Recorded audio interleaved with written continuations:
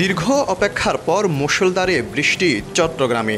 এতদিন রোদ মেঘের লুকোচুরি চললেও নগরীতে কালো মেঘের অঝোর ধারায় বৃষ্টি স্বস্তি দেয় জনজীবনে। সে সঙ্গে আকাশ কাঁপানো বজ্রপাত ও জড়ো হাওয়ায় দিনের বেলায়ও লাইট জ্বালিয়ে চলে যানবাহন।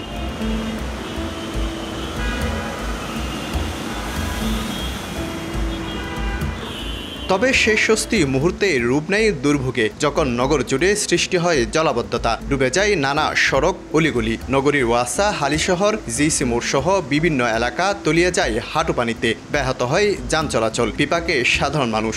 নিঃশ্বাসের কারণে এগুলো পানিগুলো সরতে পারতেছে না। আচমকা বৃষ্টির জন্য এখানে অনেক গাছপালা পরে আমাদের খুবই জনজীবন খুবই বিপর্যস্ত।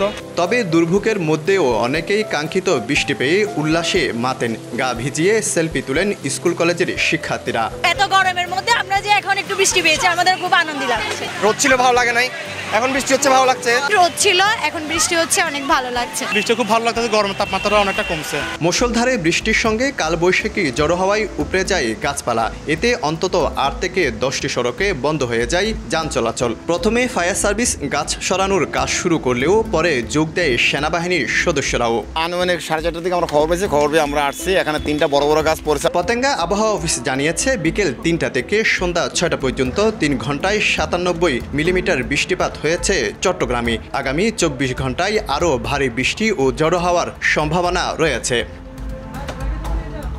শফিকুল আলম, সময় সংবাদ, চট্টগ্রাম।